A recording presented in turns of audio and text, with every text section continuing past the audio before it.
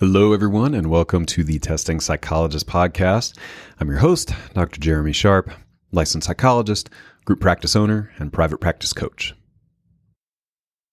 Many of y'all know that I have been using therapy notes as our practice EHR for over 10 years now. I've looked at others, and I just keep coming back to therapy notes because they do it all. If you're interested in an EHR for your practice, you can get 2 free months of therapy notes by going to thetestingpsychologist.com/therapy notes and enter the code TESTING. This podcast is brought to you in part by PAR. Hey, guess what, y'all? The Brief A has been updated. The Brief 2A is the latest update to the Brief 2 family. Use the gold standard in executive functioning assessment to assess adult clients. You can pre-order it now. Visit parinc.com/products/BRIEF2A. Hello, everyone, and welcome back to the Testing Psychologist. Today is a business episode. I've got my guest, Carolyn Boldt. Carolyn is personally passionate about holistic health and wellness and an outspoken advocate that the environment of your space impacts your success. That's what we're talking about today. With over 40 years of experience in the commercial interior industry, she holds a BS in interior architectural design from UT Austin, where I did internship, incidentally.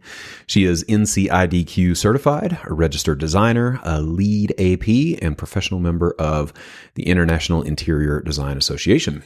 In 2004, she and her husband, Scott, co-founded CrossFields as a design build firm in Atlanta. In 2011, they changed their focus to expand the impact of holistic health by elevating the public's image of alternative medicine through virtually creating outstanding healing environments nationwide. She loves to spend time with her 8 wonderful grandchildren, involvement in church and community activities, traveling, and boating on the lake with her husband. Yeah, I really enjoyed my conversation with Carolyn. We are talking all about design. Now, we've talked about design on the podcast before, but this is certainly a different episode because Carolyn actually engages in a live consultation with me while looking at photos of my office, my personal office, and our waiting area at my office. So you will get a front row seat to Carolyn's thoughts on our space and get to hear some, like I said, live suggestions and ideas about how to improve the space that you can carry over to others, including your own, of course. Now, this is a heavy visual component, as you can imagine. I think you can take a lot from the audio, but if you want to get the full experience, then I definitely recommend jumping over to the YouTube video on the Testing Psychologist YouTube channel and watch that as well. So let's get to my conversation with Carolyn Boldt.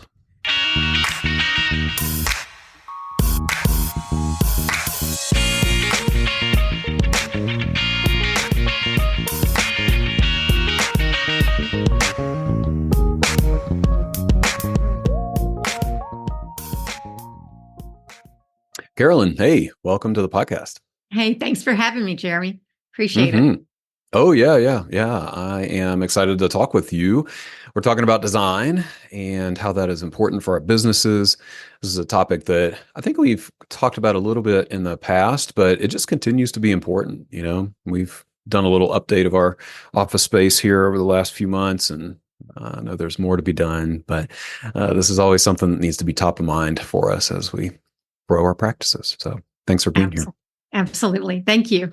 Yeah. Well, let's start with the question that I always start with, which is, why do you do this? Why is this important in your life? Why'd you choose it out of all the other things you could presumably be doing?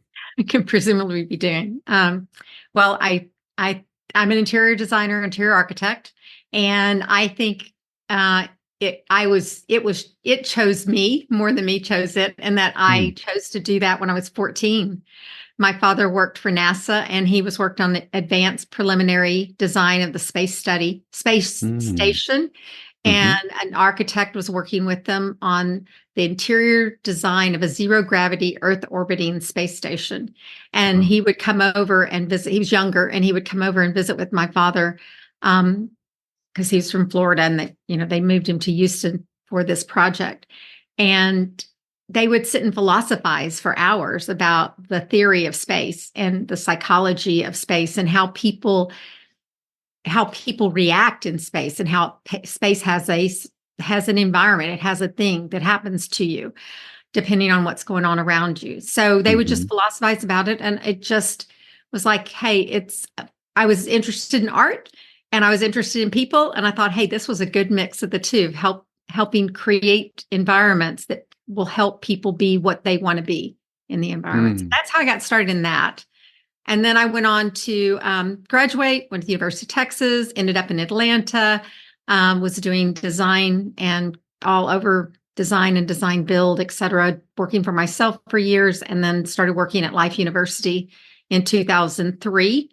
That's a chiropractic college here. And most of my project work was just corporate offices and design and stuff.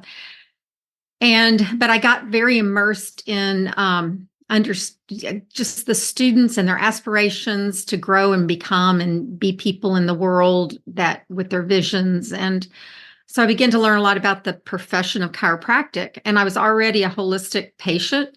I'd already been under chiropractic care and then under functional medicine care, et cetera, more alternative care myself. So as we got into working in the university, they asked us to actually create, and when I say we, my husband does construction. So we were doing design build all over campus. And in 2010-ish, they asked us to teach a class to the students on why your office environment matters. And I just got so excited. We just did it purely gratis.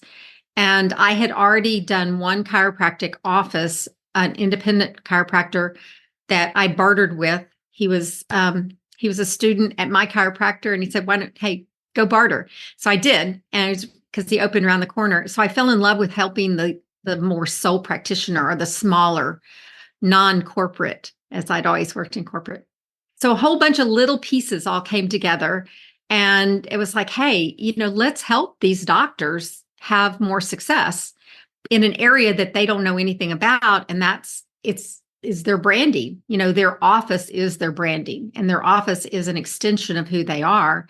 And as we talked earlier, in the corporate world, interior design, interior architecture is just an expectation. It's just a piece of getting your office laid out correctly, getting it efficient and maximize the flow, and then how you design it to meet your needs of your company, needs of whether it's retail or hospitality or an office. And the smaller practitioners just don't understand that. So we went on a mission to explain that and to teach that. And then out of that grew us designing offices all over the country, all over the world, actually, because we do it virtually. And then it went from chiropractic and it just kept expanding. So we do all types of, I would call them more alternative medical practices, not straight medical as much as more alternative, but all types of. So that's how we got into it. 2010, 11, somewhere in there. So that's amazing. What a story. I mean, it sounds like a combination of early childhood stuff and then some personal experiences and, going where the opportunities present themselves. That all got woven together. Yes. Very much. Yeah. Well, I'm super grateful. I end up talking to a lot of sort of auxiliary professionals that are focused on healthcare professions, from, money management to design to websites to whatever, and I'm just so grateful that there are those of y'all out there who have chosen to focus on working with folks like us, because we do not get taught this stuff in grad school. And I know there are a lot of offices out there that are not probably up to par. We need a lot of help, I think, when it comes to non-clinical stuff. Yeah. Well, it's not what you study. Like you say, you don't study business when you're in school. You study what it takes to get your license. So, you need to learn those other things. If you're going to be in business for yourself, you've got to learn them outside. So that's what it's all about. So that's why your listeners are here, right? I think so. Yeah. I think that's part of being a business owner, is just building these sort of miniature skill sets where we have to know a little bit about design, or at least know how to hire the right person. We need to know a little bit about marketing or hire the right person. Yeah. Owning a business is wild. We could go down that path. But, yeah. Let's not do that. Yeah, we can do that another time, I think. Okay. But people are excited to hear about the design component. And a part of your story actually stuck out to me.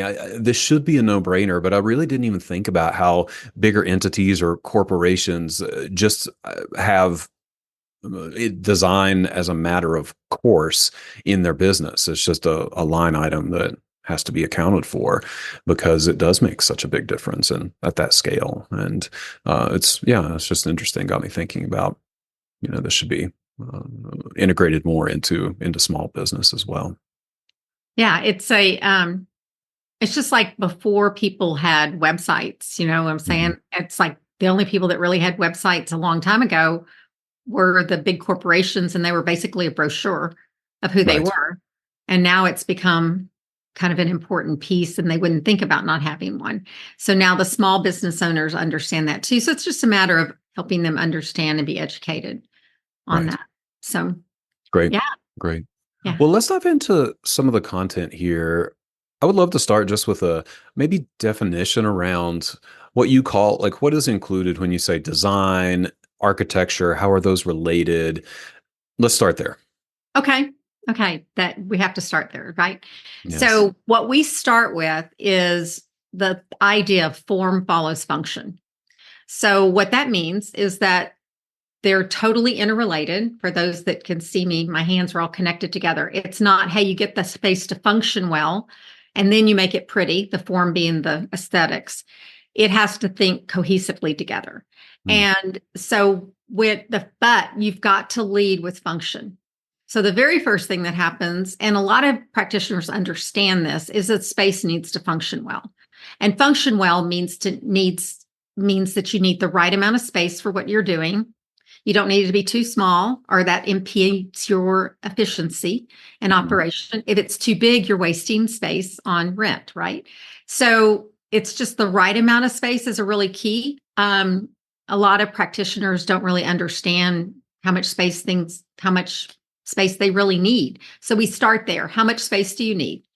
And then we start talking about how you practice and how you flow. So depending on the different types of practices, you might have patients in and out of your office on a real regular basis. Chiropractors have high volume of patients in and out of their practice, but a practice like yourself will be more smaller and longer visit times. So how is that patient coming into the space?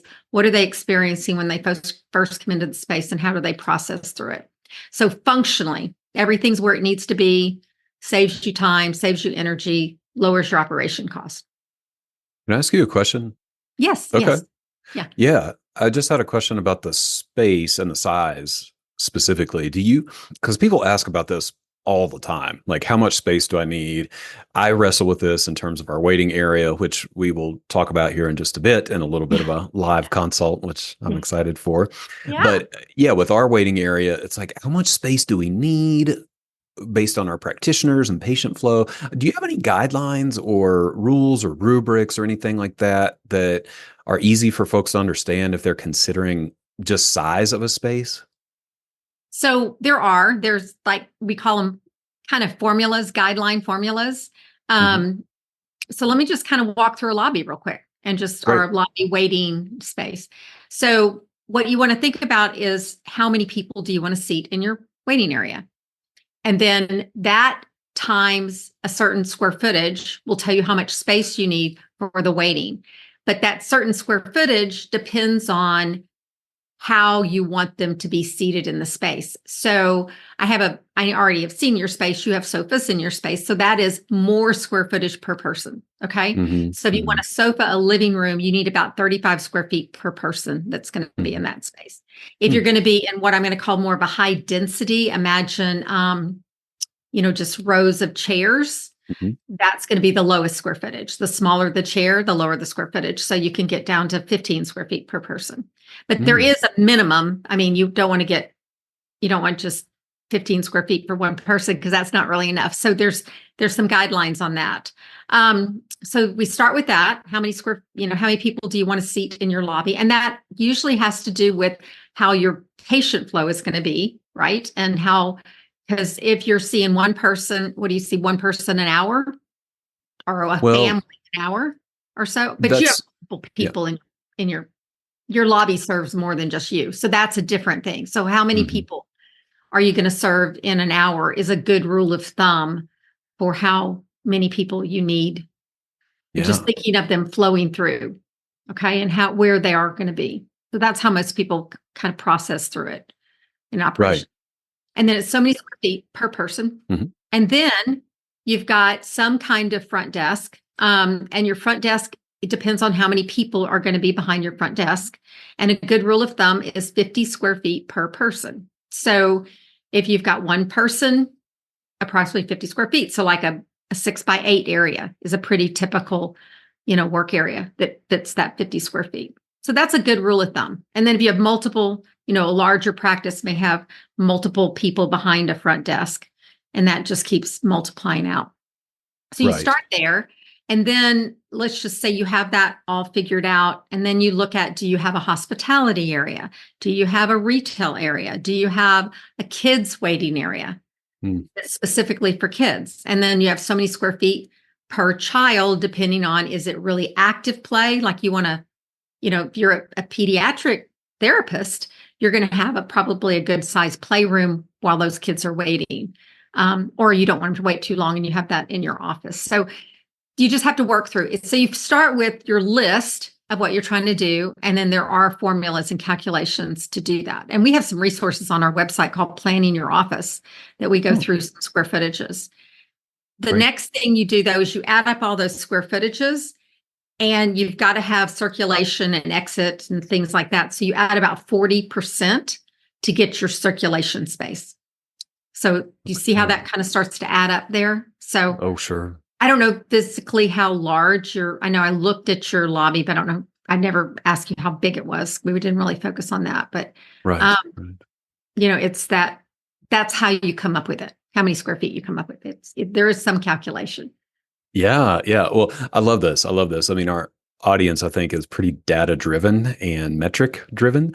And just knowing that there are formulas like this to consider, I could, personally speaking, I've never used anything like that in trying to design any space I've rented or put together. So that's great information just to have Yeah. off the And top of if your you head. think about ultimately it's how does the furniture and the equipment lay out into the space? Yes. And, there's rules around that too. So, Okay. Okay. Yeah, I'm trying to save some of this for our live consult okay. portion of the interview here. But Okay. this is good. I mean, just good for people to know, and we'll make sure to put the resource in the show notes as well, the link to your website if folks want to go check that out. Okay. Try to get a Awesome. better idea. Okay, so going back to this form follows function idea. So you're looking at how the space is laid out first, and then Yes. doing the design on top of that. Is that right? Yes. Only as a designer, we can't separate the two. So when you say so the design integrates into it is what I'm saying, more than on top of. And that's kind of hard to explain to people unless you're in it and doing it. But Yeah. as you think about flowing through a space, as a designer, they think about it three-dimensionally. And how is that feeling to the person that's going through it? So it has to both work. Yes. The flow has to work, and then the aesthetics and the feeling. Because the aesthetics are not just paint on the wall and some art, some pictures. It's like the ceiling and the lighting and the change of textures and all kinds of elements that, as you move through a space, create different emotions. Because it's all about creating emotions in your patients, and Right. choosing the emotions you want in your patients is the big thing. So, I see. yeah. Yeah, I feel like the example that many of us have probably heard about, whether it's an urban legend or not, is, the casinos in Vegas and how the layout and design are meant to elicit certain behaviors and feelings and things like Oh that. I yeah. mean, is there legitimacy to that Oh whole yeah. Oh story? yeah. Oh yeah. Very much so. There's a psychology of space. Mm-hmm. Um, Mm-hmm. Let me give you a psychology of space that a lot of people can relate to. And so think about when you first enter a space, we think about retail design, because retail design is your first impression, and people buy first with their eyes. So you know that if you're doing any marketing, that if people are going to find you and they find you on the website, they need to like what they see right away. And they need to find what they want. Unless they're coming from a referral, and then they'll dig through everything to figure it out. But if they don't know you from Adam, it's how you show up initially. Yes. So if you're working and you're spending money to show up beautifully on a website, when they walk in the door, there needs to be a congruency to that to happen. Do you follow me? Mm-hmm. And the same thing, even if it's a referral, if somebody refers you to a patient, if you have someone refer you, they're going to refer you if they feel proud about it. We've seen people that do facelifts that get an amazing increase in referrals from patients that have been with them forever, because all of a sudden the patients are proud of the space. So I kind of digress. So if we think about spaces, the first thing you want to do is you want to know who is your ideal patient. And then how do you want to show up to them? How do you want to be their solution? And it's emotional words. It's like I want to be a safe place for them. I want to be I'm thinking of words I've heard therapists, but a safe place. I want to get them to be calm, and what I'm saying? You're not trying to be a gym and create all kinds of energy. You want them to be calm. You want them to be focused. So creating that environment for that to happen, can support what you're trying to do. So it can support your whole practice. Yes. But think about two retail spaces I'm going to bring to mind. And this is no criticism for Walmart, because Walmart makes a lot of money. But Walmart is very, very intentionally designed to be the low-priced leader. Mm-hmm. Okay. Everything about it. When you walk into Walmart, you feel like you're going to get a deal.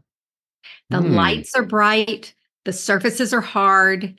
There's stuff everywhere. There's lots of stimulation, lots of words, lots of advertisements, lots of things going on. And it doesn't really matter if the shelves are really neat. You're still going to dig for a deal. Do you know what I'm saying? It's a whole psychology that supports that. I'm in one level up from a garage sale of sorts. I mean, it's not that much, but if Walmart tried to upscale, people would not feel like they're getting the deal. Do you know what I'm saying? If they did anything in their spaces. So they support that in everything that they do. It's bare bones of sorts. Now you go all the way to a high-end designer store, okay? Maybe a purse store. You walk in, the light level's different. You don't see signs. It's hard to find the price. It's one item at a time. Do you know what I'm saying? It's more like an art gallery. And so it creates a different expectation of what that client or that patron or whoever it is that's going into that store to buy. And if they walked into Walmart and it looked like that, they would not feel like they're getting a deal. But if they walked into the high designer store and it looked like Walmart, they'd probably walk out because they're there for a different reason. So you follow what I'm saying? So I'm not saying you need to be Walmart. I'm not saying you need to be a high-end designer store, but most practitioners need to be somewhere in the middle, and they need to know who their ideal patient is. And that's the key. And then the design is driven from that. I gotcha. So taking that example and applying it to our field, are there equivalents that you found in your work with healthcare folks for maybe not the Walmart? I mean, nobody wants to say like, hey, we're a commodity-based healthcare business where we're just, trying to give people the best deal. But I'm guessing there is some kind of equivalent agency, right? Like, do you work with healthcare folks who are more, I can't think of a better word, but more like Walmart versus a high-end art gallery? Well, I don't work with them, but I've had conversations with therapists about them, that they don't want to show up like the state board health examiners' offices and things of that sort, if you follow what I'm saying. Yeah. Where it's very institutionalized, and you feel very, you know what I'm talking about? Inside of more of a controlled environment, those spaces feel that way.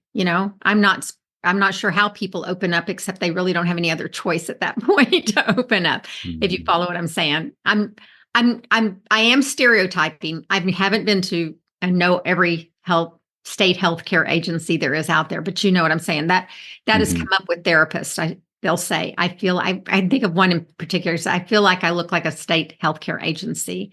And Okay. and the thing is he did work with people that were coming out of the system and things of that sort. So he couldn't be too flu because he needed to support them.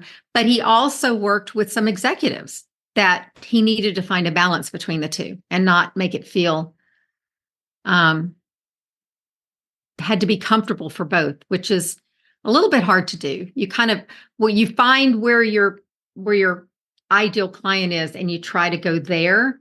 And that allows a little bit on both sides to be okay with it. Do you know what I'm saying? Sure.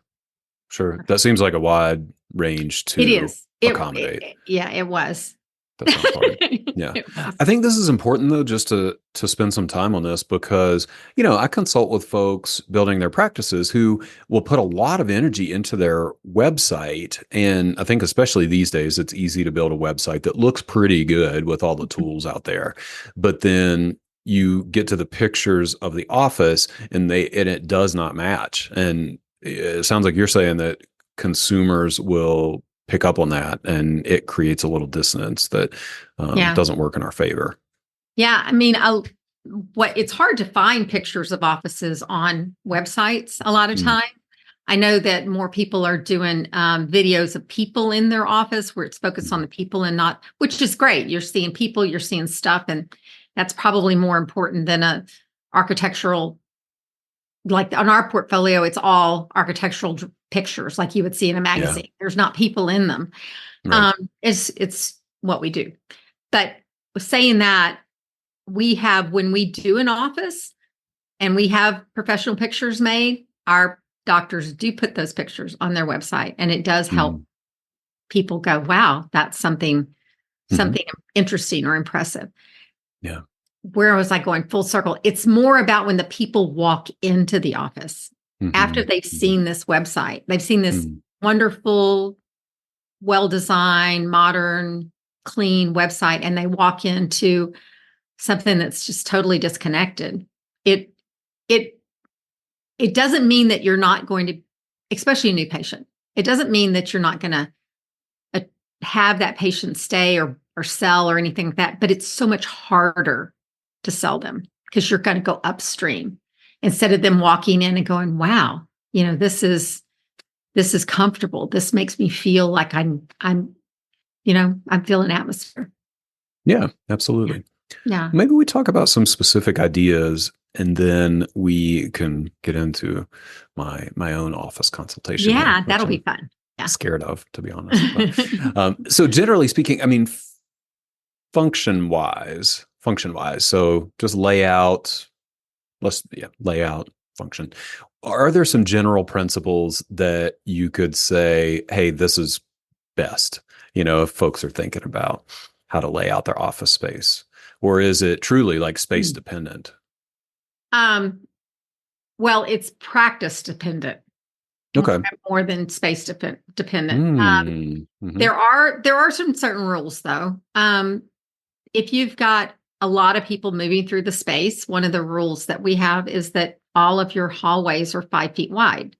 And one of the reasons that is because if your hallways are less than if they're 5 feet wide, you've met all handicap accessibility codes, period. You don't have to worry about it. You can go down to about 4.6 and still do that. But if they get any less than 5 feet, we found that 2 people passing in the hallway, one has to stop. And just think about over time, it could add up to 10 or 15 minutes. And say you're a practitioner, you see patients, you see them in 10 to 15 minute increments. That's 1 or 2 patients a day that you can add to your practice just in volume. So that's kind of a mentality, the higher the volume. A lower volume practice also has to do with, are you escorting the patient through, or is the patient escorting themselves?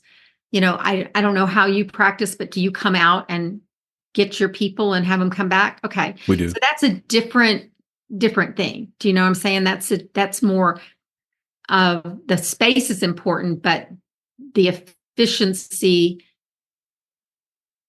is more, I'd say it's more important like in your specific office or all your things that you need easy for you to get to, and that kind of efficiency, not as much the size of the room as the way that the product or the furniture inside is laid out. Does that make sense? So yeah, so it's very specific to the practice. Yes. Yes. I like, just an observation. You keep coming back to the practice and, using just words like, ideal customer and, practice dependent. It's very much like we really have to put some thought into what environment we're trying to create. And it feels like branding almost more than It is anything. branding.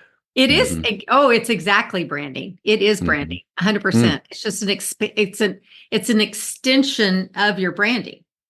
So it very much, in fact, the same kind of, if you've gone through any kind of branding exercise with any kind of graphics person that really goes into the fullness of your brand, not just, hey, I'm going to give you a logo, but the fullness of how you're going to show up. They're asking the same questions that we ask, and that's fascinating. Ideally, when they come to us, they've actually gone through both parts. A lot of people that come to us are moving offices or opening offices, and it's an opportunity to do some rebranding. Okay. Or some finishes. So that's a side question then. Like, is it helpful if people come with a solid brand identity? Like, in an ideal world, would you like someone to come with their like brand assets all ready to go? If they come to us with their brand assets already done, then we can complement it and keep going. So what that does is, so we basically charge by the hour, and we charge based on historical data, how big the square footage is, what kind of project it is, et cetera. But we have a range, and that range varies it actually varies more because of the client than it does for anything. So a client that's already gone through the branding process we find is already very decisive, and they're very clear. They already have a vision. But we're also very gifted at pulling out that vision. So we have clients that come to us, and we spend the time pulling out the vision. And for example, people will pull together. We ask them to put together a vision board for us that has to do with the space, not their brand, but their space. And you'll see them that they are all consistent. And you go, okay, they know their brand. They know what they're going after. All the pictures are consistent. And then you'll see them where they're all over the place. Do you know what I'm saying? The spaces go from super modern to country farmhouse to different styles, different things. And so those are the ones that's part of our gifting, is to work through and help figure out what is it that you like about these spaces and how does that match with who you want to show up as. Because the other thing about we talked about this earlier, is that commercial design is not a luxury. Residential design is more of a luxury. Residential design is very much about the human being and the person and trying to create a space for them, which is wonderful and lovely. But it's their favorite stuff. Your office should be your ideal client's favorite stuff. Do you follow me? Not yours. And not that it's always different. I mean, it's not, because it's who you are and who you show up. But I think of an example of someone who, really, really loved the color red.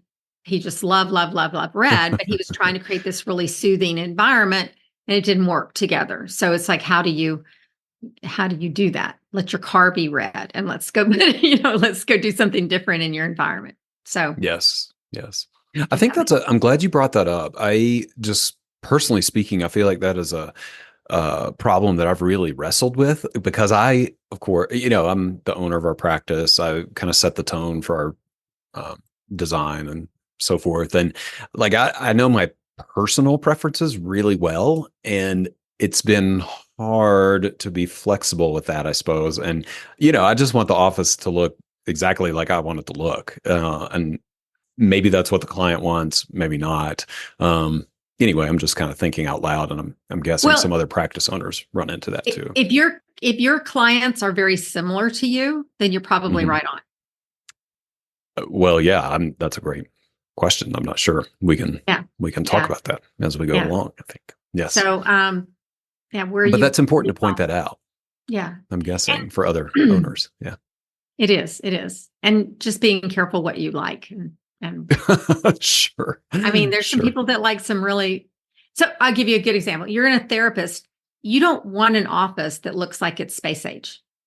You just don't want to, because that's Mm-hmm. not familiar. You need to create familiarity in a therapy office. Do you know what I'm saying? If you Yeah. were, if you're creating cutting edge, state of the art regenerative medicine type stuff, yeah, look like you're space age because people will walk in. So do you follow what I'm saying? It's like, what Yes. are you offering in your practice? Yes. And what does That's it look? fair. That's fair. I have so many questions. I'm honestly, I'm just verbalizing. It's so That's hard to great. choose No. what to talk about because I have so many questions with this. Maybe I'll pick one though, and this may be an obvious question, but I would love to hear you reflect on any geographical differences that you may have found. Like, do you see different trends based on like city versus rural or Midwest versus coastal? I'm just curious about like bigger, patterns in design and layout. All of those things you said, we almost call them as styles. So yes, Okay. there's a big city style that's more trendy. It's Hmm. more, it's keeping up with the Joneses feeling. It's very much more like what's the next and newest thing that's out there to be, and it can be trendy. Hmm. Trendy meaning that there's design items that they date. Okay, things can come and go. So the trendier something is, the faster it dates. Hmm. The less trendy it is, the longer it dates. But that can be okay in the city because they're competing with all the retail that are trendy and all the other people that are trendy. So how do you want to show? And that's another thing. How do you want to show up compared to your competition? What do Right. you want to? How do you want to be known for? So yes, there's a general. Now it's not absolute, but there's a generality of a big city and a generality of a country. As soon as I say that to you, you see different pictures in your head, right? Yes. And there definitely is a difference in what we would call Florida versus Seattle. I mean, Seattle has a coast too, but there's a difference in it and how it Hmm. feels and how the and how just and we think about how people dress and what they wear. I was working with a doctor that we're building offices around the country, and the ones up north, we have to have a vestibule. We have to have a place for people to take off their galoshes, and they have to, what I'm saying? It's a different. But people live that way, and that's what has to be taken care of, and it's just very different than having one that you can open up the whole front and have people be part of the experience all the time or a big part of the time. Sure. Does Sure. that help? Absolutely. Yeah. Yeah. I appreciate you indulging some of these questions. So Yeah, we yeah. talked about, are there just like basic principles to guide the layout? And you said it was practice dependent, which is great. Are there basic principles to guide the design, the form for a space? Or again, is it practice dependent? Let's take a break to hear from our featured partner. Y'all know that the Brief 2 has long been established as one of the leading forms for measuring executive functioning in children. Now comes the latest addition to the Brief 2 family, the Brief 2A. This update will allow you to use the gold standard in executive functioning to assess adult clients. And you don't have to wait. It's available for pre-order right now. Learn more at parinc.com/products/BRIEF2A. Y'all know that I love therapy notes, but I am not the only one. They have a 4.9 out of 5-star rating on trustpilot.com and Google, which makes them the #1 rated electronic health record system available for mental health folks today. They make billing, scheduling, note-taking, and telehealth all incredibly easy. They also offer custom forms that you can send through the portal. For all the prescribers out there, Therapy Notes is proudly offering e-prescribe as well. And maybe the most important thing for me is that they have live telephone support 7 days a week, so you can actually talk to a real person in a timely manner. If you're trying to switch from another EHR, the transition is incredibly easy. They'll import your demographic data free of charge, so you can get going right away. So if you're curious, or you want to switch, or you need a new EHR, try Therapy Notes for 2 months, absolutely free. You can go to thetestingpsychologist.com/therapy notes and enter the code TESTING. Again, totally free, no strings attached. Check it out and see why everyone is switching to Therapy Notes. Let's get back to the podcast. Well, in the design, okay, so in design, you start with what is your end goal? What are you trying to do? Which you gather from all of the intake that you have with your client. And then depending on that, in design, we have what we call principles of design, and then we have elements of design. So principles are like what we follow to have good design. And we're going to talk about some of those in your lobby. Okay. Right. So they have to do with things being proportion, things being balanced, things being, they're everything there is. If it's out of balance, your mind, it's not good. To be good design, you need to basically meet these principles. And so that's over here. But then the elements are the ones that create different emotions. So I'll give you an example. We were talking about horizontal lines make people want to be comfortable and sit down. Okay. Vertical lines make people want to stand up.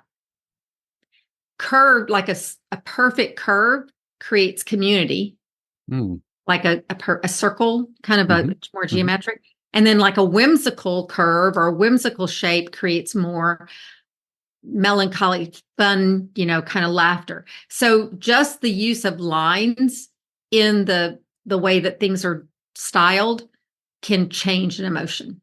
The same thing with the shape.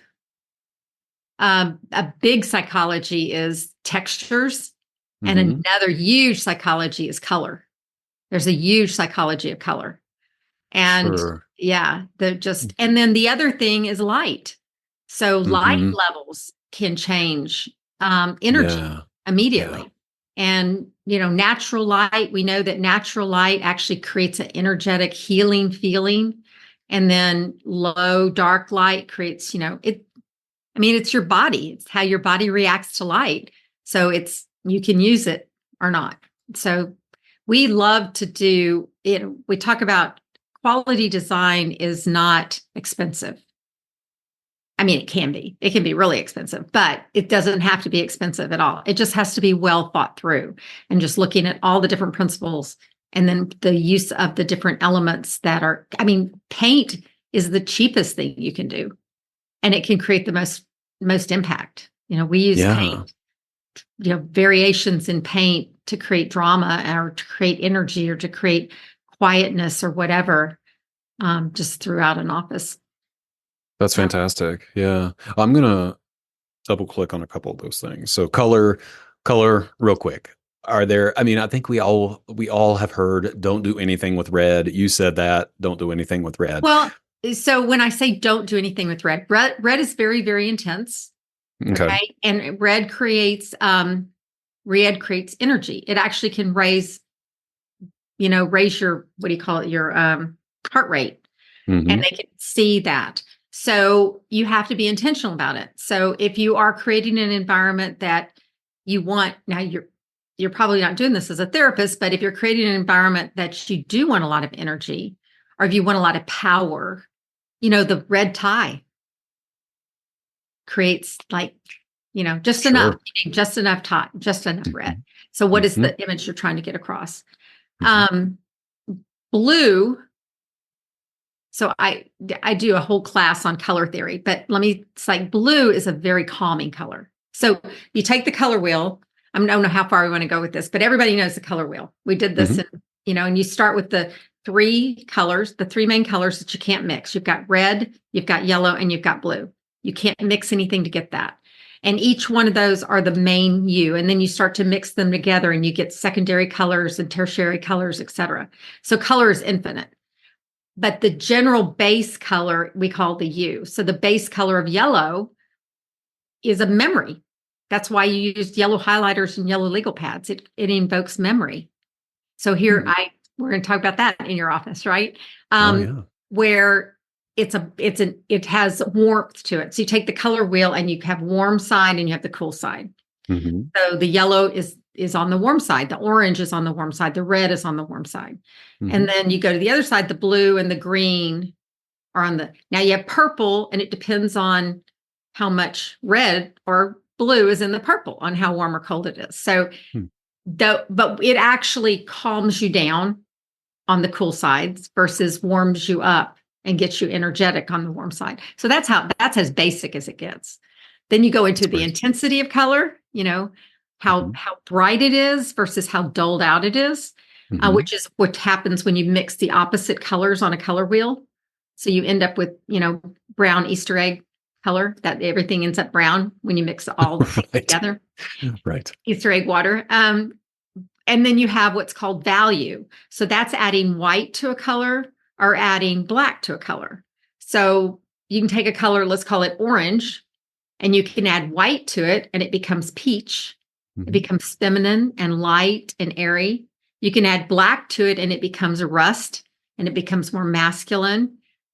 You follow what I'm saying? So it's so yeah, that's psychology. That's psychology in a moment's notice. I love it. Love it. Well, the other component I wanted to ask about too is the lighting. So I think a lot of us probably struggle with lighting because we're in spaces that have overhead fluorescent lighting. So can we say a little bit about that? And that's going to pop up as we look at our waiting area because that's our situation. So, but is there anything to say just on a basic level about how to deal with fluorescent lighting in an office space? So fluorescent lighting, first off, the newer offices don't even have fluorescent. They have LED, but it's still the idea of a wash of light. So you get into a typical office building, it has 2x4, 2x2 ceiling, and then it has 2x4 fixtures in there. And that is the cheapest lights you can get to get an overall wash of light. So that's just what it is, what you're trying to do. So understand that you need a certain amount of brightness in your area to clean it well, but you really don't want this overall wash of light in a typical therapist office. And I know you have other doctors you work with too, but you typically don't want that wash of light. You want a variation of light. So the way you get a variation of light is if you're fortunate to do can lighting, it can create a variation of light. Another way to do lighting overhead is to do track lighting. And track lighting creates like the opportunity to have a variation of light, if you're following me. And if you can't change architecturally your lighting, what you do is you turn off your lights and you put lamps. And I think you did that in your office. I think I saw that when we looked at your pictures quickly, which we're going to talk about in a minute. But the lamps create that home, comfortable variation of light color. And you can do uplighting. You can get enough light in the room. You just don't want a wash of light unless you want to feel like you're in Walmart. That's fair. Yeah. So that's fair. Okay. That help? Okay. Oh, absolutely. Yeah. This is fantastic. It's like I said, I could ask a million questions about this stuff. I'm just fascinated by this material, but I think we've probably teased folks long enough. I would love to dive into this little experiment that we're going to call a live consult. So just for some background for the listeners, I sent Carolyn some pictures of our waiting area to check out ahead of time. And so I'm going to pull those up on a screen share here. So if you're not watching the video, absolutely go check out the video. We will do our best to describe what we're seeing, but I think the video is going to bring it to life more than anything. And you also sent your office, and it was and let's start with your office because a lot of people have offices and there's not as much I would say to do there as there is in your lobby.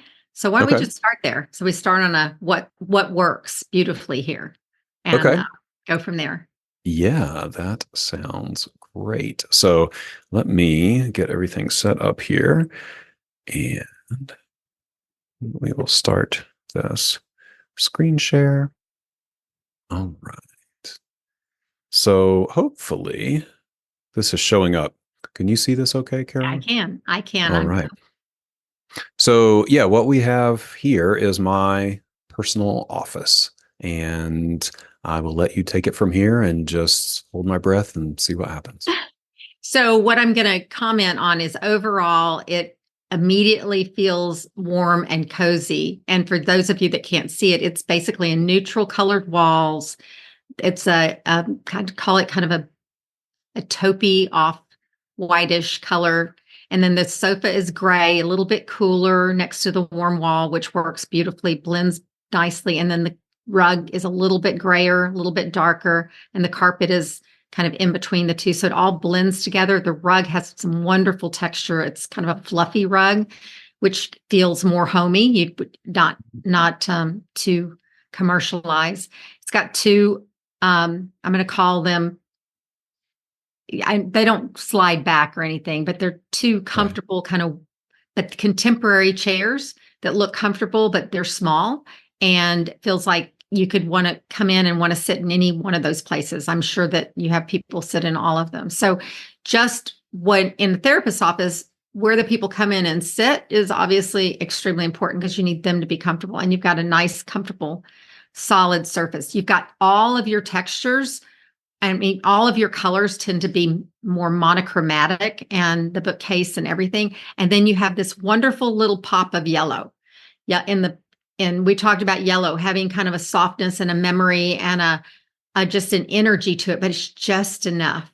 And then the picture above your sofa also has some fun color in it. And it's got the blues, a tiny bit of yellow. It's got the blues, a little bit of red.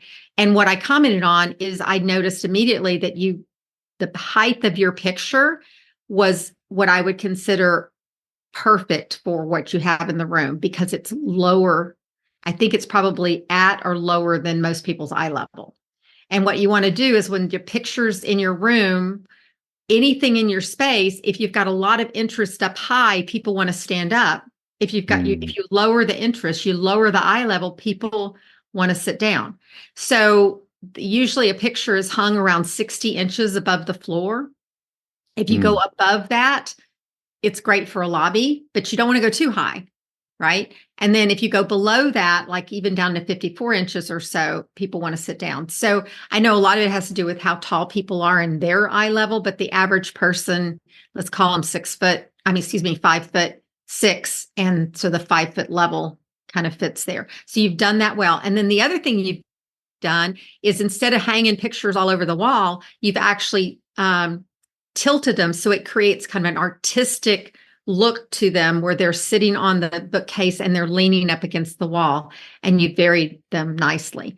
The only thing I would say is I'd probably picture those things against so pictures, when you have a series of pictures on the wall, you want them to either have they're all the same size and they have a rhythm, or you want to get them closer together and create what we call a composite. Okay. So the only thing I'd probably tell you to do is take the pictures that are against your window and probably get them closer together so they feel a little bit more like they're one piece instead of three pieces. Do you follow what I'm saying? Because it's too, if you have too many places of interest, it gets too busy for people to pay attention to. So what I see immediately is the picture above the wall and that little splash of yellow, and it's drawing you to sit. I bet people come and sit at your sofa first. Do they? Oh, for sure. Yeah. Even more because it's just a drawing thing. Then the other thing you have in the corner, you have your desk. I don't know if you change it when people come in, but you want to avoid people seeing clutter if you can do anything. So I don't see a lot of clutter, but maybe you may have just taken it for me and not thought about it how it is when people come in. Then the only other thing is make sure all your blinds are even. See how uneven your blinds are? I saw that as we started talking. I'm like, oh no, these blinds. So one of the things you did is you've turned off your fluorescent lights and you don't have those on at all, do you? No. And do you just have the one lamp or do you have one on the other side of the sofa too? It looks there's another one on the other side of the sofa. Yeah. So that's probably enough light for you, especially when you have the windows open. maybe it might get dark. So you might want to add a couple of up lights in the corners on the other side of the room if you want to, if you ever needed it. But I'm just going to tell you, I wouldn't do a lot of anything different in this office. So, Well, so I want to tell you that. that means a lot. I'm going to go Yeah. home and tell my wife that my office is great, and it's Your because office I is great. Okay, decorated I'm it gonna have this one way. more thing. So see all the little stuff on your so think about when you have lots of little things, how do you Mm, create a composite? How do they kind of mm, instead of just stick one here, one there, one there, can you just even pulling them closer together or hmm. getting a tray and putting them on makes them feel more unified than just lots of little things. Sure. It's just a decorator thing. I don't even know. I can't even exactly tell what's on the underneath that. It may be things you use in therapy. Are they? Oh, yeah. Looking underneath the table. Yeah, I'm looking at Yeah. them. Yes. So, yeah, for those of you who are just listening, I have kind of a glass top table and then it has a little shelf underneath, right, right above the floor. So, yeah, I have a bunch of toys and fidgets just sitting on the little shelf part. But yeah, you're totally right. It could easily like aggregate all that and just put it in a tray or a bowl or something like that too. Yeah. From a decorator standpoint, I would, but then as a practitioner, they may feel inclined to touch it more if they're not all together. So Sure. you might want to experiment with that because see which one's more important. It's not totally like, oh, this is horrible, but Hmm. it's just one of those. If I was walking in your office doing staging, I'd pull all that together, Nice. bring it together. So Nice. yeah, so there we Let me go. ask you one question. I mean, this is great. I really appreciate it. And my question is, when you say picture height, you said 60 inches. This is a very detailed question, but does that mean like the top of the picture should be No, I'm 60? sorry, 60 inches to the middle of the picture. Okay, great. Great. Yeah, so Thank you from for the floor clarifying. to the middle of the picture typically is 60 inches. Yeah. Okay. So, That in itself is such a valuable piece of information. Yeah. or if you have a composite of pictures, the Hmm. middle of that composite at 60 inches is the most Okay. typical. Great. Great. I Okay. would love to, you'll have to measure it and tell me where it really is. I'm looking at it. I'm looking at a photo, and it is has its normal distortions of a photo would have a wide angle lens type liquid. So I'm not Of exactly sure, course. but it does not feel too high. Nice. Nice. I'm just looking at the photo myself to see if there's anything else I wanted to ask about. But this is good. If it's not catching your attention as something to fix, I will let it ride. Yeah. No, I think overall it's good. Great. Yeah. Great. So in that case, then let's go to our waiting area. So this is the first photo of our waiting area. And this is taken from the perspective, it's not exactly when you walk through the door, but it's just to the side of our entryway. So this is pretty close to what people see when they walk into our waiting area. And you can maybe describe it based on what you're seeing to help Yeah, bring it it's to life for folks. so it's a wide, well, let's see, 2, 4, 6, 8, 10, 12, 14, 16. It's about 16 feet wide. And so is it kind of square? It looks very rectangular in this picture. Or is it? Right. It's more, yeah, it's deeper than it is wide. So it's definitely further Okay. back. It's Yeah, it's a more. bit of a rectangle. It's not as much, I mean, this is a wide angle, so it's a little bit distorted, but it's definitely more it's further back than it is wide. So overall, it's a neutral color. It has the same kind of grade color as the floor, a warmer color. The sofas are definitely a cool gray. And there's that touch of yellow in a pillow and a throw. And then it looks like a little table and a piece of art. And then there is what I'm going to call the front desk. And it looks like a kind of a modular piece that's open and slabs and things like that are happening. And then in the far back, straight across, looks like a sink hospitality bar type of effect. And I'm assuming there's a hallway on the left that goes down. Is that Yes. where you'd go down to your offices and stuff? Yes. So I would tell you that it when you walk in, there's no wow. Okay. I'm not criticized. I don't want to, well, I'm going to be critical now. Okay. So I walk in, there's really no wow. Okay. You walk in, you're just kind of in the middle of a room. You know that there's sofas. There's two sofas lined up on the right-hand side. And there's a sofa on the left-hand side, which happens to be kind of at an angle, which is kind of interesting. And then there's this drawing of a looks like a painting of a tree on the wall. But the first thing I see is a really messy desk. That's the first thing I see when I walk in. And it's messy because of all the cords. You know what I'm saying? So it's not, and it's like a low desk. It's not like there's not anything inviting for me to come up to this. In fact, I see the back of a computer first, as opposed to somebody's face. So just changing that front desk, I think, is a possibility just to create some more interest. I don't necessarily know you don't want to see all that clutter when you first walk in. So whatever you can do to change that desk would probably be a benefit. The other thing is I would love to see potentially even a screen or something in front of that break room thing, because you're walking in and you all of a sudden you see like walking into a kitchen, a break room feeling. So I love the art above. The art's attractive, but if you could take the front desk and make it so that you didn't see the cords in the wall and you had kind of maybe a little bit of angle, and then you maybe create some kind of screen behind it or some kind of something so you're not seeing that messiness, then you immediately walk in and see something inviting. You'd see the person's face right away and not messy, if you follow what I'm saying. Absolutely. That would be, if you just did that, and then it looks like you have a table on the far left over there. Is that functional, or is that for the break room, or is that what's happening over there? Yeah. So we use that table as just a little workstation for parents who are dropping their kids off and need to stay for a few hours while the kid is in the appointment. So it's just a little work desk.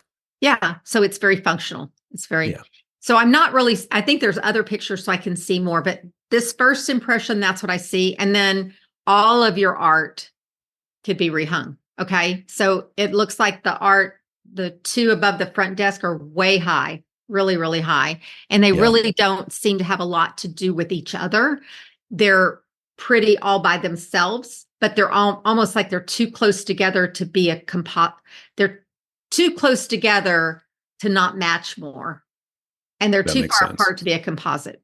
So let's just say you wanted to keep, what is that? It looks like a telescope, kind of a three-dimensional so this piece. So for the folks again who can't see it, this is our logo.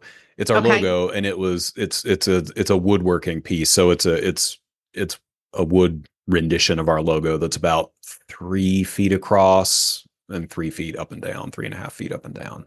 So yeah, if there was a way to have that wall and that logo right there, and now a logo typically is higher than the 6 feet but it looks too high. It looks like it's, because I'm seeing how close it is to your ceiling, and your ceiling's probably, even if your ceiling was 8 feet, right? Yeah. The top of that piece. So that piece is it's just a little too high. Also, when your ceilings are low, you can get away with your pictures being lower. When your ceilings are higher, you can get away with your pictures being higher because of that feeling of how close they are to each other. That makes sense. It may actually measure at like 66 inches to the middle, but it just feels too high. So I don't know how, some things are not rules. They're just kind of intuition type things. But that yellow piece of art, says something, do awesome, be awesome. It's really drawing my attention, but it's just drawing it to kind of, they just don't go together. They're both good looking pieces. They just don't really go together. So if you could put some kind of screen to block that back, and then that screen and the desk became more solid. So you hid all those wires and hid all of those things. And you didn't see everything. And maybe it turned at an angle. Maybe everything kind of comes to an angle. I don't know. I don't see the floor plan. And then move that picture somewhere else so that my eye just sees what I want to see. So Right. I'd start there. You want to go to the next picture? Because I can't see all the, Yeah, of course. you're recording this, so you can. So there we go. So see those 3 pictures? Those are Yes. perfect to pull them close together because they're all basically the same size. Do you follow me? Right. So if you were to Yes. take all 3 of them and you were to, let's see, you have 2 sofas and you have a lamp and you have a little waiting area and then you have the side hope. So, and then the yellow piece of art has a similarity to that Make It Happen blue piece of art. So Yeah. those could potentially go together. I don't see them side by side, but it looks like they're close to the same size and they both have a similar frame. Hmm. That can make them, and that could make a larger picture. So if you took those 3 pieces and you pulled them together, you lowered them down and you decided to focus them just focus them over one of those, maybe the sofa in the middle. Hmm. I'm Hmm. not sure So, if you could rearrange your sofas at all. Have you tried to turn? Yeah, I don't know if you have the room to change your sofas. I don't think they're horrible where they are. And I get mhm. where everything, but yeah, if I just look at that wall and you took those 3 pieces of art, you lowered them and put them, 6 inches or so apart and just right over that sofa, that would make a big difference without moving anything. I see. So my concern with something like that, I would love to get your opinion. Like when you bring pictures closer together, then I worry about what happens to the rest of the wall. Like, does the rest of the wall look open? You know what I mean? That's, I think, why I spread them out so much. And You know that may what? or may not. Lots of Yeah. people do that. You don't, Yeah. yeah, you don't, you want to give a focus. So it's okay if the rest of the wall is open. You're Okay. just giving that focus piece right there. And if you feel like you need anything, you've got a lamp in the corner, so it gives Hmm. some height. You could put something on the desk to give it some height on the other side, just to kind of anchor it. But I don't know if it's Yeah. necessary. I mean, I know I'm Yeah. looking at 2 big water bottles. I don't know if those have to be there. I know that they're there No, they convenient. don't. They're not normally there. Yeah. Yeah. Oh, they're not normally there. So that would be a Yeah. good thing to put in the storage. But yeah, see, Yes. even where I'm standing right now, it's like now, if you do put a screen and you walk around the corner, you're going to have to walk around the corner farther to see the front door. Yes. That's a potential challenge, and that's a functional thing. Do you follow what I'm saying? So, but what you could put there, if it's not too big, so it's just a little bit more of a, Yeah. if you, Just something to break up that. Yeah. And sort of hide that little kitchen area when people walk right yeah, in. the main thing is you want to hide the kitchen area and give more of a focused interest on that one Okay. area. Okay. Yeah. That And sounds you have good. one more picture somewhere, don't you? Yeah. I have one more photo. Okay. Okay. This pretty much shows. So this is what I would do with that yellow picture. Just Mhm. see where the blue picture is, Yeah. and you've got a lamp behind that thing. If you lowered that, and then however far the right edge is away from the wall, move the yellow picture that far away from the wall so that the 2 pictures and the lamp become a composite in that corner. Yeah. Yeah. And it'd be That that easy. And then sounds you're good. pulling that yellow picture away from your logo. And so they're not conflicting with each other any longer. But the 2 pictures kind of look like a grouping would be another word, a composite or a Yes. grouping. Yes. So it's not so Yes. open. That's great. And I can't tell, is there a window there as you enter the hallway? Or what is that? Yeah. To the left of the door. No, no, no. I'm sorry. As you start to go down to the offices, what's on the wall? Oh, that's another picture, framed picture or Okay. piece of art. I can't tell exactly what it is from the S- picture. Yeah, yeah. So it's gosh, how would I describe it? It's one of those like maps of our city where, the background is this sort of mossy green and then all the streets are in white. So it's just a street map of our Street map. city. Yeah. So it works. It's fine. Especially if you ended up with with an angled wall right there to kind of block some of that. So the other thing is you do have 2x4 light fixtures in your ceiling. And it would take a lot of lamps to make it bright enough in there. But it's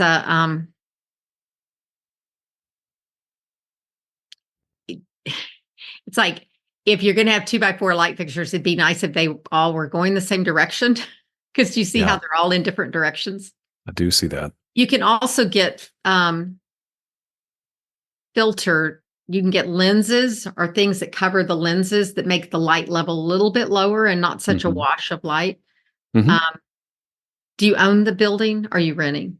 No, we're just leasing. You're just leasing and stuff. So, yeah, I mean, if you decide we could do that though, they're okay if we want to put some filters or covers on the lights. Put some filters or covers and add some more floor lamps and just see if you can. I know, and even sometimes you can, if they're fluorescent, sometimes you can take out bulbs and just lower the light level. Yeah. So you still have light, but it's not that bright wash of light. Sure. You could keep the light, above your break area. Okay. Because you want it brighter. That is a place you need light, is in your break area. So. Right. Okay. So what do you think? This is great. Yeah, this is great. This is great. You're taking notes. I am. Well, luckily we're recording, Yes, so I'm going to go back. That is true. I'm going to tell my office manager to just go back and listen to the second half of this interview, and she'll get lots of ideas. No, this is great. I think the changes are very doable and totally makes sense to me. So let me ask you one more question. So we have this tree decal thing. So it's not painted on there. This is just a big sticker, essentially. Yeah. And we put it there. We've been in this office space for 8 years now, maybe. And this waiting room has gone through a lot of different iterations and arrangements. And so back in the beginning, the tree we had sort of like a little sitting area with some toys. So it was like designating the kids area, so to speak. But now it's just in a random place in our waiting area. So I'm curious if you have any thoughts about this tree decal. And for people who are listening, it's one of those decals. You can get them online, but it's like a 6 foot tall branching, like leafy tree decal that you can put on your wall, and it's got cool, nice little colors. It looks almost cartoony. So I'm curious what you might do. Do we just take it down? It's not offensive. Would you do me a favor and go back to the one that I can see, the chair in the corner where I told you to move that yellow picture over? Yeah. So you know what? If you move the yellow picture over, it's going to be on top of your tree. So you need to take the tree down. You've had it there for a long time. It's not going to be a sad thing to take it down. I think we can say goodbye to the tree. Yeah. Yeah. I think if you took those 2 pictures and you lowered them and you kept, you got that at an angle, and I'm sure you put that at an angle. I'm sure you've played with how you can arrange the room several different times, but I like the angle. It feels, it doesn't feel stuffy. Do you know what I'm saying? It has a breaks anytime you can do it, especially if you do your desk at an angle. Do that at an angle, and you can do your desk at an angle. It'd be good. You can find really cool looking front desks on Etsy for fairly inexpensive. So furniture, like a piece of furniture on Etsy. Yeah, people make it and they ship it to you. I mean, it's just a place for craftsmen to show their stuff. So because you don't need a very big one, right? They don't make real big ones, but they make some that are kind of fun. But I like the white. I like the white and the lightness of the space. And if you could build a wall, then it would be. But if you could just get a vision, I mean, so what I would do right now with a client is we're sitting here talking, and then I would go on to the website and Pinterest and start showing them things. So we can. Okay. maybe Okay. do that afterwards, but to show you different kinds of ideas. So the things that are in a designer's head, a picture speaks 1,000 words. So Yeah, yeah, for sure, for sure. Well, this is awesome. I appreciate you going through this yeah, this has been experiment. fun. Yeah, Yeah. this has been fun. Just you don't need just a little bit, just a little bit of, and mostly what I'm talking about is not. You don't have to be a degreed licensed interior designer to tell you what I'm telling. That's very. That's kind of where a designer knows that they start. They love that kind of. We call it accessorizing. You can Mhm. call it staging, whatever. They just kind of. It just happens. It's the creative design thought of just moving things around. In fact, Okay. most people that I know that are designers, they move the furniture in their room, every 6 months, and they move the Mhm. furniture in their house. It's just kind of that thing that happens to us. Sure, sure. That's what we do.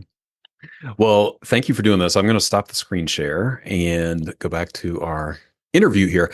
I would love to ask you a couple more questions as we start to wrap up, and Okay. then we'll say goodbye. But so one of the big questions I think when we get into anything related to design or layout is I don't have that much money. What is most important? So if you had to pick, biggest like bang for your buck choices in the design, primarily the, I guess, accessorizing or staging or things like that. Yeah. What would you say? Well, I'm going to say this. It really depends on, like what we were doing in your office and stuff, where we were just moving things around. The only money I spent, as I said, you need a new front desk and a Right. back. Um, so that's where you would put your money. I don't even think I'd buy anything else. Hmm. Hmm. But it just, usually it's that first thing you see when people walk in. We Yeah. call it, when we take, it's the wow shot, the money shot, the first thing they see. Hmm. And I want to say it doesn't have to be expensive. Do you know what I'm saying? It just has to be thought through and intentional. Like you can probably find a desk on Etsy for, I don't know, $1,000. That's, in comparison to these big built-in desks for 10,000, it's not really that much money. If you don't get too big, the bigger you get, the more it costs. And I don't know what a back wall screen would cost. Something that Yeah. would look more finished, Hmm. more, um, I've got some different ideas, even like pieces of acrylic that are attached on cables, the ceiling and the floor and Oh. stuff. Some things that you don't want a divider screen. You don't want that. Hmm. You need something that's more um, fixed, but you don't want it to have legs to make it stand up. So it's going to be a search process, or you build a Okay. wall, something of that sort. But you Right. want the first thing people see when they walk in to be it's just like the first part of a website, your Hmm. hero image and your first words and all of that. Yeah. It's got to draw them in and feel attention. So that's where you want to put the most attention. Yeah. Money just depends on how bad everything is, or how good everything is, I mean, if your furniture is really, really shabby, and we have a free checklist for your listeners called the 5-point designer checklist. Mm. And we use it it's what we use as a guide, similar to what I was doing with you, to walk through the space. Now, you basically checked off a lot of it. We talked about lighting, but we say don't try to do it yourself because you've lived in the space so much, you don't see it anymore. It's better to have it with some other person that you trust to give that impression of. But it shows you kind of what you need to fix right away. And what's your first impression? How dirty is it? How cluttered is it? Uncluttering and getting things clean is not expensive, That's but it's true. very, very important, do you know? Hmm. Hmm. So things of that Yes. sort. I know some therapists work in their office and meet with people, and your desk was extremely clean compared to some that we've seen. So that's, you think about Thanks. I think about the people that go into law offices where the lawyer has stuff everywhere, and Oh you my begin to think, gosh. can this guy keep up with anything? Right. It's an interesting psychology that happens with us in that when we use a judgment that we have, that immediate Yes. perception. Let me use perception over judgment of our perception of what we're seeing. So does that help? Absolutely. Yeah. Yeah. This is fantastic. Yeah. I've really enjoyed the conversation. It's, I feel like there's, I mean, it's very complicated and there's a lot to dig into, but this was great. We covered a Well, lot I'm going to of, say this. There are people that can help you do this, whether you hire us or you hire someone else, especially the decorator part, the staging and the decorator part. yeah, It's just like, I can't be a therapist. I'm sure. not going to be a therapist, right? That's not my thing. I hire someone. If I need a therapist, I hire a therapist. So don't try to do it yourself.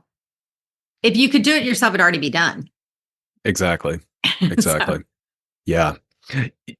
Yeah. I'm going to ask one last question just around Right. that idea. That because I run into folks who will, build a website or maybe decorate their office. It seems to come up more with the website though. And, they're like, I did this myself. And let's just be honest, like it does not look good, or it could look a lot better, let's say.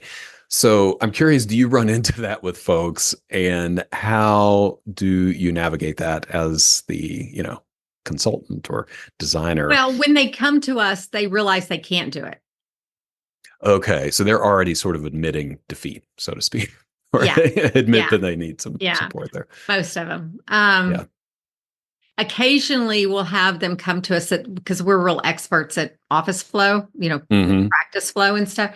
We'll have them come to us and they don't want the aesthetic piece at all. And you look at it and go, I can make you flow better and it's going to help, increase your efficiency, but it's not going to add. So the flow helps increases efficiency and helps reduce overhead, I'll call it, where the aesthetics increases revenue and increases attraction. So we can work on flow all day long, but it's not going to help that attraction. So if you don't want to get rid of your chairs that are from the 80s, which by the way, you can still buy chairs that look like they're from the 80s. So it's not how old the chairs are.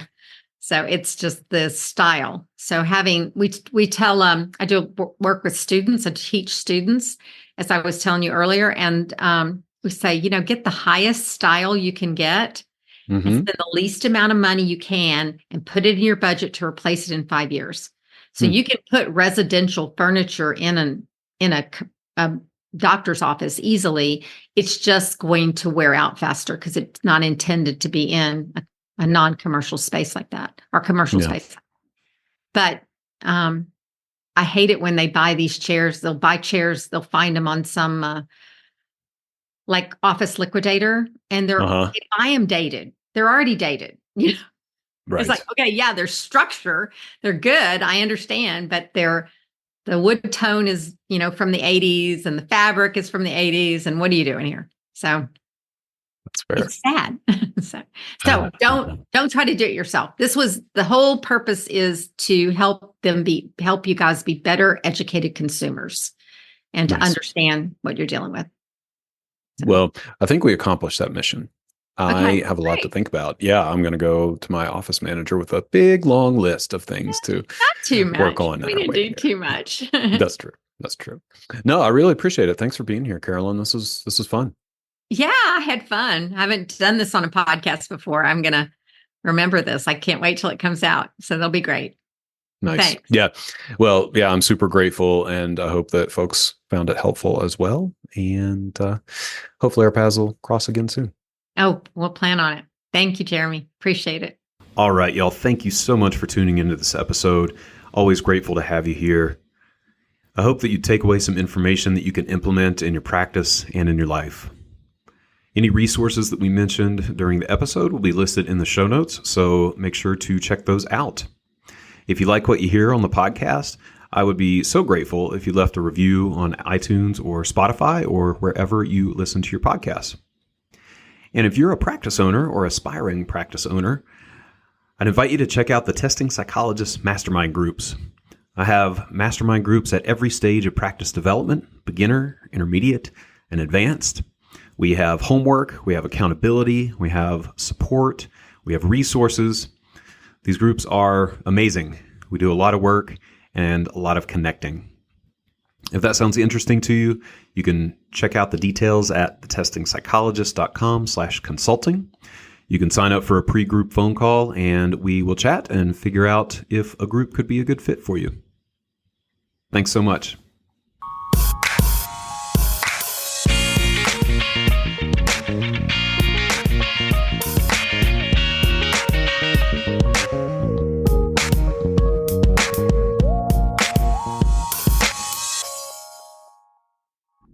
The information contained in this podcast and on the Testing Psychologist website are intended for informational and educational purposes only. Nothing in this podcast or on the website is intended to be a substitute for professional psychological, psychiatric, or medical advice, diagnosis, or treatment. Please note that no doctor-patient relationship is formed here, and similarly, no supervisory or consultative relationship is formed between the host or guests of this podcast and listeners of this podcast. If you need the qualified advice of any mental health practitioner or medical provider, please seek one in your area.